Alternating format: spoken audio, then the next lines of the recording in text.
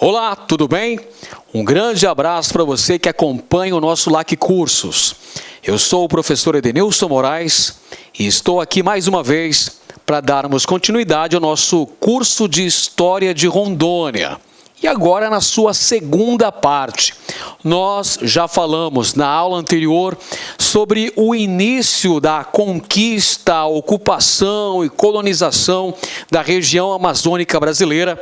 Falamos ainda sobre a conquista dos vales do Guaporé, Madeira, Mamoré.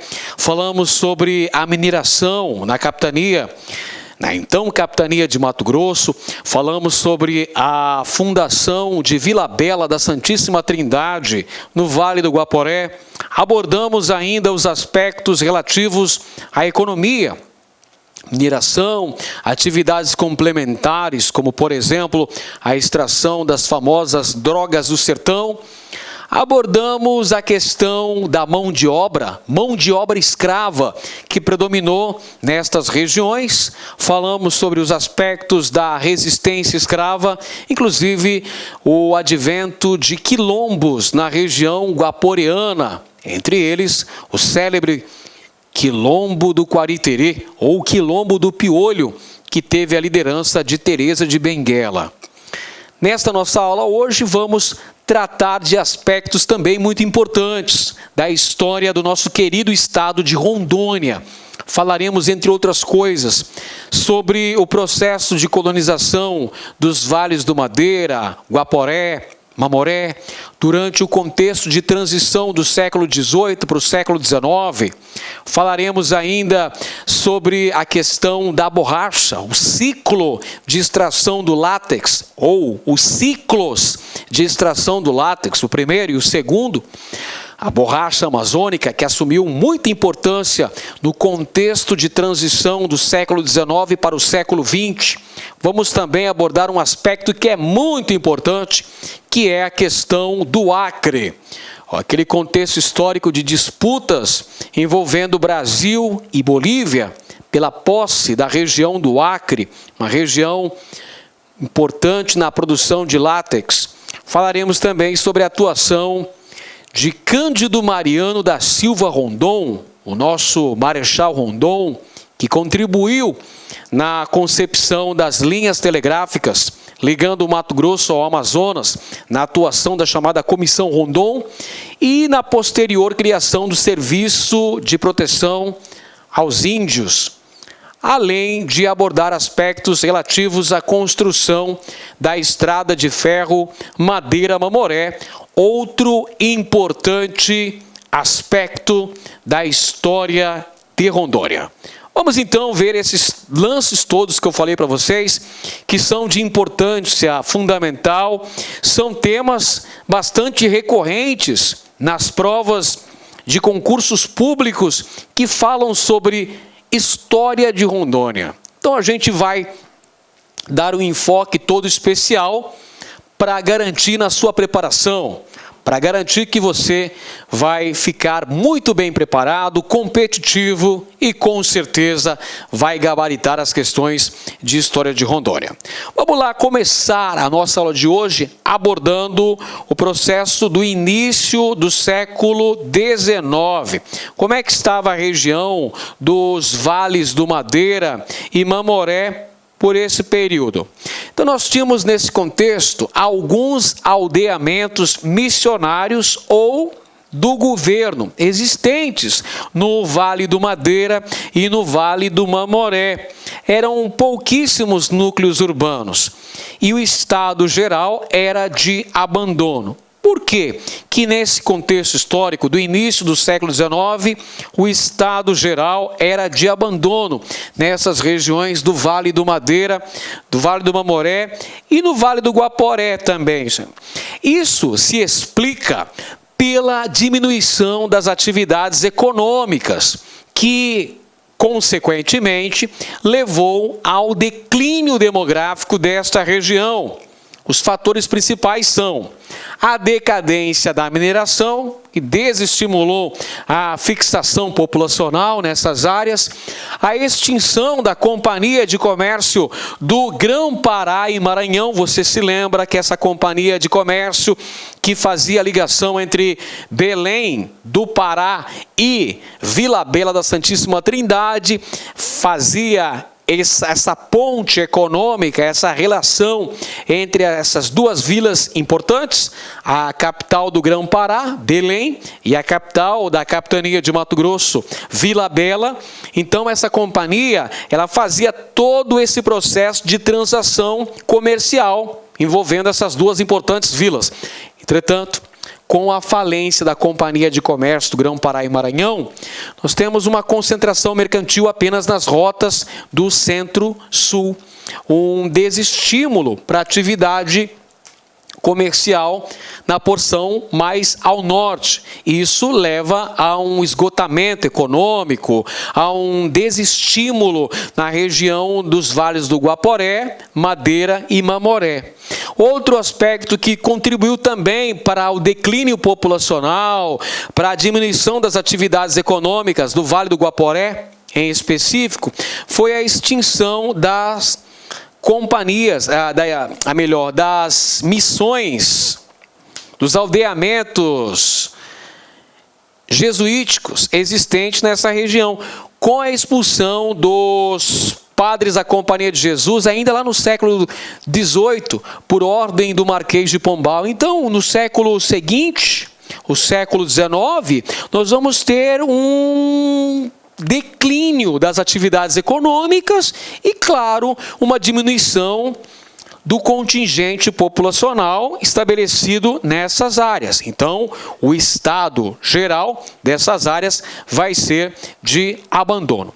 Já no início do século XIX, na primeira metade do século XIX, começam a se estabelecer as primeiras tratativas no sentido de se promover a abertura da navegação através do Rio Amazonas, de se conceber uma abertura internacional do Rio Amazonas, integrando este importante rio brasileiro, essa importante bacia hidrográfica no comércio internacional.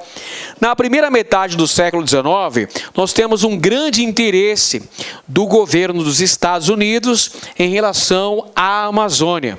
O governo dos Estados Unidos desejava promover a navegação e o comércio nessa região da bacia amazônica e vai, inclusive, apresentar no ano de 1849 um projeto de abertura à navegação internacional do rio Amazonas. Projeto este que foi rejeitado pelo Império Brasileiro. Por que que o Império Brasileiro rejeitou essa proposta do governo norte-americano em relação à abertura da navegação pelo rio Amazonas? Porque o Império Brasileiro tinha interesse em manter o monopólio da navegação pelo rio Amazonas. O objetivo era claramente impedir o expansionismo dos Estados Unidos. Você sabe muito bem que ao longo do século XIX, os Estados Unidos passaram por um período de grande expansão territorial, crescimento do país, conquistando territórios indígenas, conquistando territórios que pertenciam a outros países, foram comprados ou foram adquiridos através de guerra, como por exemplo as guerras contra o México, e a partir de então os Estados Unidos passaram a assumir uma postura imperialista em relação aos países da América Central, passando inclusive a intervir militarmente em várias partes da América Central. Por exemplo, lá a participação dos Estados Unidos na guerra contra a Espanha, a guerra hispano-americana, que culminou com a independência de Cuba, isso já em finais do século XIX. Portanto, os Estados Unidos já tinham essa postura imperialista. E o Brasil, claro, tentando impedir esse expansionismo dos Estados Unidos aqui na América do Sul, vai vetar completamente esse projeto. O Brasil tinha outro interesse. O Império Brasileiro, de Dom Pedro II, tinha a intenção de manter o monopólio da navegação pelo rio Amazonas. pois acreditava que poderia conseguir lucro com a exploração da navegação do referido rio.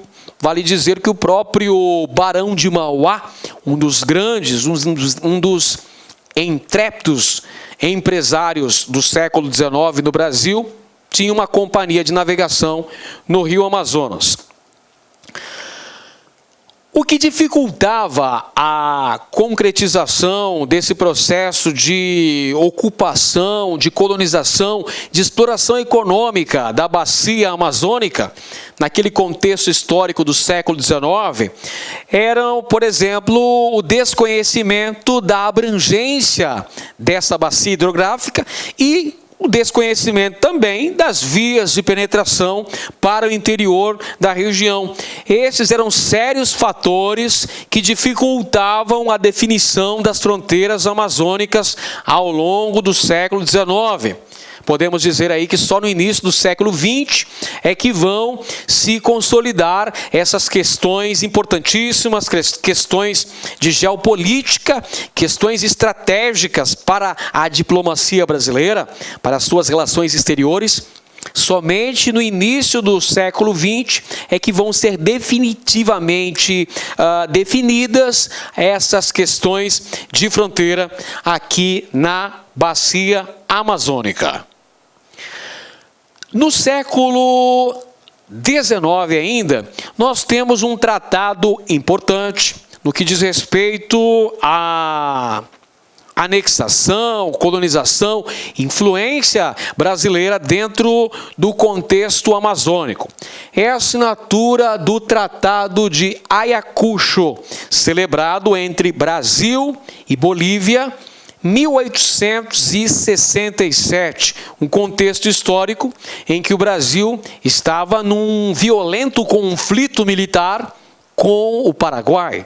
É o contexto histórico da ocorrência da chamada Guerra da Tríplice Aliança, ou Guerra do Paraguai, que foi travada entre 1864 e 1870. Então, já se precavendo em possíveis litígios fronteiriços, o Brasil assinou com a Bolívia, no ano de 1867, o Tratado de Ayacucho, pelo qual ocorreu a incorporação da região do Alto Madeira, esta que até então pertencia ao governo boliviano e que apresentava população predominantemente boliviana. O Brasil vai conseguir anexar essa região, meus amigos. A região do Alto Madeira vai ser incorporada ao território brasileiro.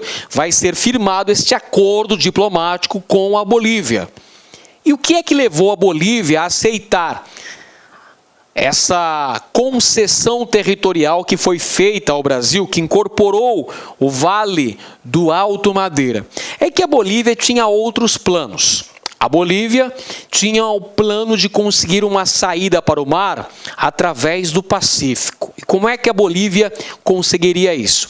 Através de guerras contra o Chile, chamada Guerra do Pacífico. Então, o projeto do presidente general Mariano Melgarejo era promover o estabelecimento de uma saída para o Pacífico através de guerra contra o Chile. Guerra essa que a Bolívia acabou derrotada, diga-se de passagem. Um outro tema importantíssimo a sinalizar o processo de conquista, de incorporação da Amazônia, de inserção da região amazônica no processo capitalista, numa economia mais internacional, é a produção de borracha, a extração do látex destinada ao consumo externo, ao mercado internacional. É um fator importantíssimo que promoveu a ocupação do oeste amazônico em fins do século XIX e comecinho do século XX, quando nós temos um aumento significativo dos interesses internacionais pela borracha amazônica, fruto do aumento crescente da demanda em razão do desenvolvimento do processo de vulcanização da borracha, com o crescimento da indústria de pneus, da indústria de automóveis, tanto nos Estados Unidos quanto na Europa. E vale dizer que com esse crescimento da demanda internacional pelo látex, pela borracha amazônica, ocorrem disputas territoriais aqui na América do Sul, principalmente envolvendo interesses do Brasil e interesses da Bolívia, conflitos que vão acontecer em razão dessas disputas territoriais, a famosa questão do Acre, que nós vamos falar daqui a pouco. Afinal de contas, o látex, ele tornou-se um produto muito procurado em razão do crescimento do processo da industrialização. Nós tivemos o processo de vulcanização, que foi fundamental para a indústria de pneus e, por extensão, também para a indústria de automóveis. Com isso, aumentam os interesses capitalistas internacionais em relação à região amazônica. E isso acaba promovendo grandes transformações.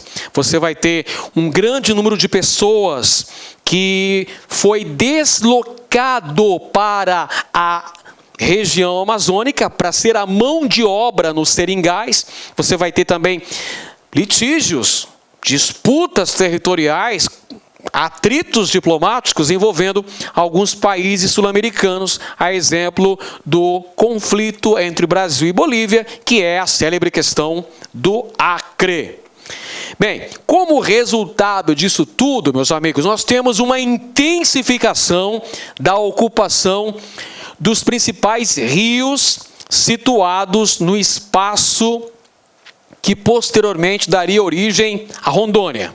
Perfeito? Vamos lembrar que nesse contexto histórico aqui, essas áreas que hoje fazem parte do estado de Rondônia, ainda faziam parte, a maior parte desse território cabia a Mato Grosso e uma parte ao Amazonas. Beleza? Não vamos cometer erro de anacronismo por enquanto.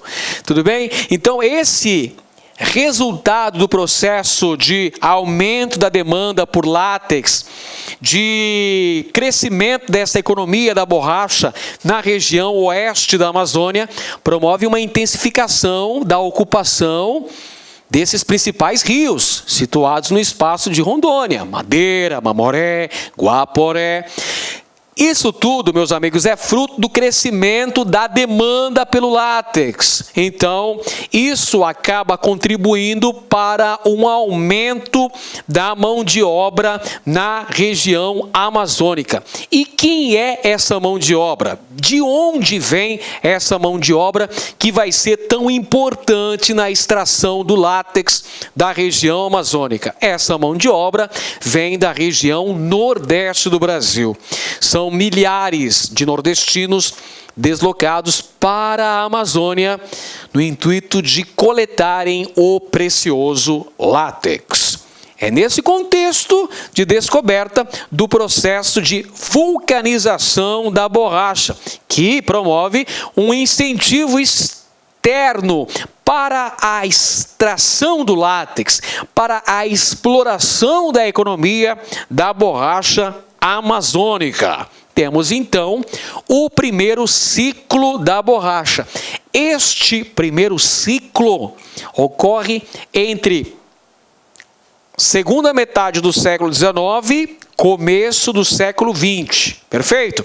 Nesse momento de transição do século XIX para o século XX, ocorreu o chamado primeiro ciclo da borracha. Você tem então a produção amazônica de látex com o controle de capitais externos, capitais estrangeiros investidos massivamente na extração do látex, principalmente capitais ingleses e norte-americanos. O seringal era a unidade produtiva e social da economia da borracha. A mão de obra predominante, como já foi abordado anteriormente, era composta basicamente de trabalhadores nordestinos.